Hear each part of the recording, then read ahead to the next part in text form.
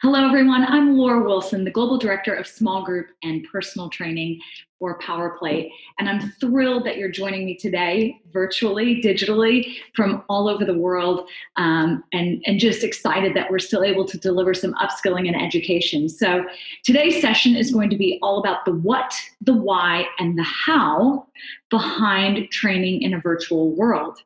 So we're going to look a little bit at each of those three things to kind of dive in. And then at the end, you're going to have an opportunity to actually do a 20-minute workout. So I hope you're ready for that.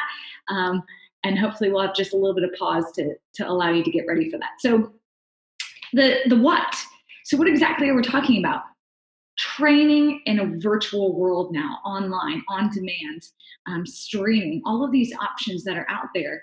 The world has shifted to digital and virtual content and programming, both businesses as well as industry giants and such as PowerPlate ourselves. We've had to make this shift, but individuals as well, trainers and consumers are making this shift as well because of the world that we're currently living in. So that shift to on-demand and digital is happening rather than those live workouts, live training sessions, and or live workshops you might be going to for continuing education. Obviously, the immediate reason has been the pandemic that has affected us globally, but we're finding that this is also going to be a longer-term answer to reaching perhaps a larger audience, as well as maybe solving some of the ideas of financial roadblocks that existed as a cost to travel to maybe do a workshop, or for you to administer training, or to gain a client that lived a little bit too far away from your studio, from your home, or you live too far away from them to perhaps travel. So that's really the what that we're talking about, and we're going to dig into and dive into just a little bit deeper. So go ahead, get notes, a pen if you want, or maybe you're someone who likes to take them, or on your computer, or perhaps just hold them up here, because those are the things we're going to dive into then. So as a trainer, let's talk first as a trainer. Should you include digital virtual content, online training into your own business structure? Well, if you found, like many of us in this field, myself included, not just working on PowerPlate side, but on the trainer side, that you've lost clients due to the pandemic, it might be time to start thinking about how can you implement digital, online, virtual, some kind of alternative so that you can still generate revenue. We can also dive into just a little bit. I do want to discuss how PowerPlate has been doing this as well, because we found we can't host live workshops due to what's going on in the world. So what have we been doing to hopefully still service you guys? Well, number one, right here. I'm in my own home speaking to you, and you're in your own home perhaps consuming this information. So shifting to a focus where we can deliver things via Zoom, podcast, webinars, or even sometimes live streaming content is the answer to being able to still upskill and educate our trainers globally. Now, I want to really discuss three things for you as a trainer and for your consumer. The first one is the idea that you can perhaps gain a larger audience, both for your brand and for your actual clientele. That's the first one. The second one is this idea of pivoting and making sure that your business can kind of withstand anything that might happen. This is certainly not over, and could perhaps, as we've seen here in the US, we're taking a pause, and some places are even stepping back. They keep predicting globally that we're going to have another surge for COVID-19.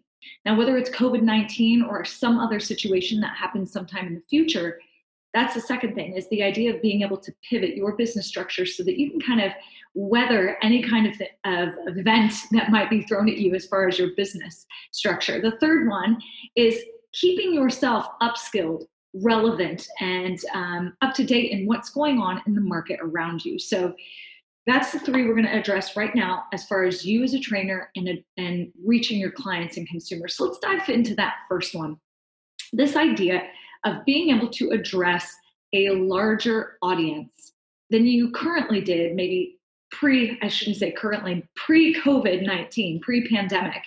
So in a traditional setting, we have perhaps a trainer system where either you're traveling to your consumer or client's home and or they're traveling to you.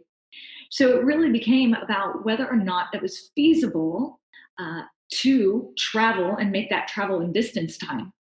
When we think about the fact that, yes, we were absolutely, not able to travel, that's obviously the first thing that's affecting our business is our clients and consumers, even those close to us, are no longer able to travel. However, suddenly when we think, okay, so how am I going to address or train or keep them healthy and fit? I can do that virtually, digitally, through social media, through other possible outlets. But secondarily, you've opened up an entire new pool of customers and clients that you can reach. People that before you had not considered because they weren't within a physical traveling distance to you. Now you're going to be able to offer a service to them that doesn't require you to travel to them or them to travel to you.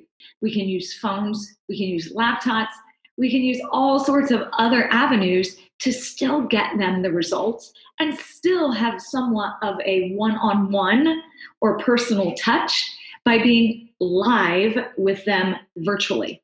So that's really crucial to being able to keep yourself in business and reach a larger audience.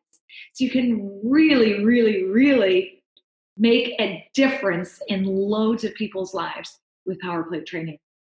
The second thing, this idea that we've got to be able to pivot. I've seen so many trainers in the last few months take a different job or an additional job outside of training because they were unsure of how to navigate this idea that we were suddenly in a digital world. So perhaps they went to work in a completely different field.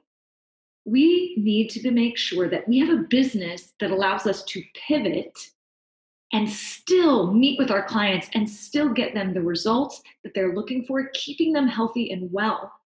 So doing digital virtual content, whether it be through email, again, or actual live streaming, allows you to still be able to provide the great information, programming, and results that you can deliver to your clients.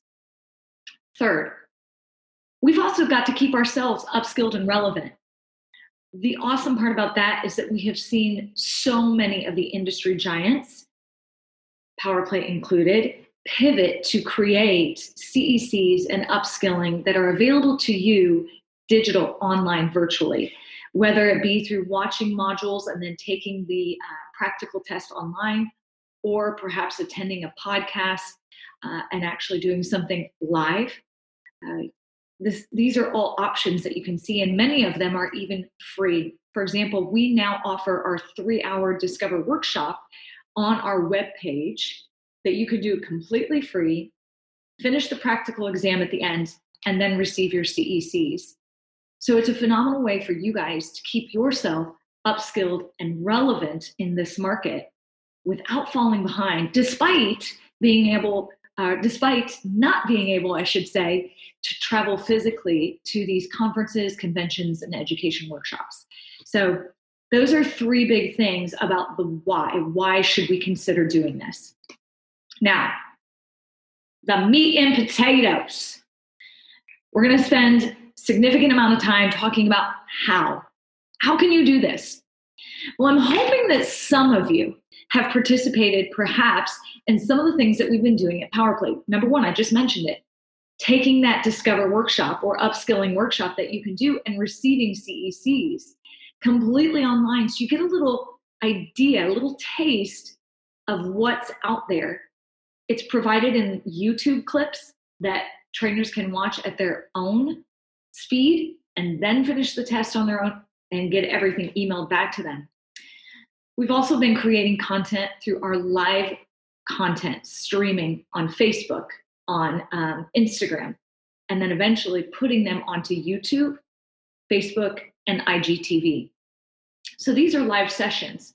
So if perhaps you typically run sessions during the day that you allow people to book into, for example, running the Power Play small group training, you can be running those sessions just as if they were there working out with you. They're just going to be doing it from their home. And in fact, people can even do it even if they don't have a power plate. So if you're a power plate trainer and you're thinking, man, half my clients don't have power plates, they can certainly join you without a power plate. And then hopefully they'll be incentivized to maybe even get one for their own home. But if not, those live streaming kind of follow along sessions are a great way to generate users, content, followers that kind of dial in. Now you're thinking, well, that doesn't really generate revenue. In this case, the example that I'm giving, how PowerPlay did it, it does not. We were not asking for revenue for those sessions. We were looking for engagement and to broaden our pool of who is aware of PowerPlay, who's participating with us in PowerPlay. There were a lot of users that are now PowerPlay followers that don't have PowerPlates, that didn't know what PowerPlate was until Sylvie, myself, and Caroline started doing the weekly online sessions on both Facebook and Instagram. So that's when I talk about being able to, you guys can create a much larger customer pod, a much larger customer reach by doing some of those follow alongs like, check this out, try this out. Then when people become addicted, when they see what you are doing actually makes them feel really good, or perhaps they even start to see results, sleeping better, better energy levels, those types of things, you can incentivize, you can then generate revenue for them to come to perhaps the paying side as a client. So making sure that we are garnering engagement is the first step, using those social media tools. So using Facebook, using Instagram, WeChat, I'm trying to think, WhatsApp, we have lots of different social tools out there to garner engagement. Again, what does that mean exactly? It means you want them to interact with you. Just having a like is not engagement. We want them to come, watch the whole session, participate with you. You're saying, hey, give me a thumbs up, guys, when they're on there, so that they give you just a little bit more, because that's what's going to get them connected to you as a trainer. And using those first initial social media outlets are a great way to do that. And I would even recommend doing it without asking for any kind of payment. And that's how you're really going to keep them engaged at this level to hopefully then move them to that next level. So what is that next level? Well, for example, you're going to perhaps set up private meetings, whether it's through GoToMeeting, Zoom is another really popular one, Skype. These are all free services that you can use that you have to give out an invite to allow them into the meeting. So in that case, you can simply create an account, whether it's GoToMeeting, Zoom, Skype, etc., or perhaps you already have one, and then schedule a meeting, advertise that class, that session, etc., is happening, and then say, hey, if you want the meeting ID, message me. Then in that message, you can explain to them what your charge is, whether it's a donation or if you're setting up, for 10 sessions you can attend and each one costs. So it's absolutely customizable depending on how you want to create sessions or allow for training in that mode of business, engagement, and then getting them into a session. Perhaps you actually want to sell packages, training someone one-on-one or training small groups and setting up a specific time. Okay, we're going to train every Monday at 11. Setting up that time, you're going to give them that Zoom meeting. You can garner pay through a number of ways. Facebook takes pay, Apple Pay, if you have an iPhone, Apple Pay with Venmo, there's PayPal, there's loads of services out there, again, that you can look up, and they are free to use, that you can actually set up for your clients to be able to pay you. Again, whether it's the sessions you're scheduling and sending out an invite, or scheduling the time ahead of the schedule and then pulling them into that Zoom, GoToMeeting, or perhaps the Skype session. So now you're starting to see some of the things that you might need to be able to do this. Facebook and social media, Instagram, et cetera, are going to be those ways that we garner that initial contact. So making sure that you have those accounts and that you're actually active, meaning posting every day. More people are going to look at those accounts if you're posting once or perhaps twice a day, like once in the morning, once in the evening. And then responding. When someone responds to your post, make sure you comment back to them, because more people then will see your post or will see your Instagram pop up in their feed if you respond to it, especially within those first couple of hours of when you post. Try to keep going back to the post and checking to see if you can respond to anyone. I know there's so many crazy things to think about. Then that engagement means you've also got to have that ability to link them somewhere. So go get yourself a Zoom, go get yourself a GoToMeeting, a Skype account, whatever it is. Because then when you get ready to actually do the session, you're going to have to consider, how am I delivering this? Do I need a microphone because I'm going to be standing really far away? There are lots of different microphone choices that actually plug right into your phone. And then you actually wear the microphone, or it can clip on, or it can plug into your computer, so that you could even be playing music in the background on maybe a Bluetooth speaker, in addition to then having your microphone being really clear so that they can hear you and you're not yelling if you're standing back from the camera so that they can see your full body. So we have to have some kind of audio. Music is optional. That's completely up to you. You're going to need a camera, whether it be using your phone, or in this case, I'm actually using my laptop, which I do often when I talk about doing Zoom meetings, Skypes, or GoToMeeting, as I just use the camera that's in my laptop. Then the next thing you can consider is maybe a tripod. If you are using your phone, you might need to invest in a tripod to hold the camera and phone in place, because I've actually been on lives where someone's camera fell over. They didn't have it in a tripod. It kind of disrupts the whole session. So making sure that your phone is securely in place as you're getting ready to set up the meeting, open the meeting, or your laptop in place, one of the two. Last but not least, you're going to make sure that everything is working before you start, getting all your equipment ready, that they can see and hear you on the camera. So you always want to have a couple of practice sessions, I guess I would say, before you get that set up. So we've discussed how we garner engagement, what system we're going to use to deliver the contents, what we need to be able to deliver the contents. Then the last thing we actually have two things. The last two things we want to talk about is the payment methods. Like I mentioned, Apple Pay, Facebook, Venmo, PayPal. There's loads of different ways that you can garner those sessions. But the biggest thing we should discuss is the programming itself. I mentioned you can do one-on-one, you can do class sessions. So treat it just as you would if you were in the gym. Are you running small group? Are you running a semi-private? Are you running a one-on-one session? Typically, we would have some kind of initial consultation with that client. You still need to do that. And ideally, we do that in a face-to-face meeting. So in a digital world, that might mean doing a Skype call with video, a Zoom call with video, FaceTime if you both have Apple phones. So considering that to identify what their goals are and what their timeline is for those goals, so that you can begin developing the program that they're going to be following. Or if you know you're running certain sessions, such as the small group programming for PowerPlay, based on your consultation, you're going to know which sessions, whether it be active aging, HIIT, strength training, you're going to know which of those sessions are going to make most sense for that particular client.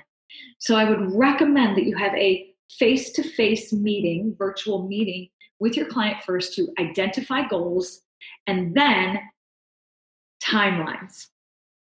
You're going to segue then into, hey, I think this is what's going to be best, and then tell them what your schedule is. If you're running classes, you're going to say, we run that Monday, Wednesday, Friday at said time.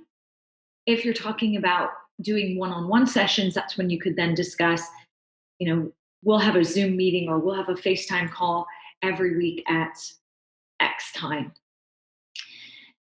Then I would recommend using either email, or there are text apps that you can use that can generate a confirmation, so that you have given them all of the information. They get a confirmation of what sessions and then the times that they are booked into. I try to keep things really consistent myself so that I know what my schedule is each week with my clients, both virtually as well as those that I'm doing on the phone. Or in my case, I'm very lucky that we have started to open up here. So I do have a few in-person clients as well. So you've got to get your programming and goal setting done. The last bit that you're then going to consider is tying everything together, making sure that there are no loose ends so that you can truly adapt and keep revenue coming into your business. So just again, I've talked about PowerPlate and kind of how we've had to adapt. I want to discuss personally what I've done myself. For PowerPlate, I've done live Instagram and Facebook workouts, generating content, going live on my stories, as well as then live, saving them, putting them in my IGTV, as well as my YouTube, to again garner more engagement, hopefully increase the reach that I'm having over potential clients.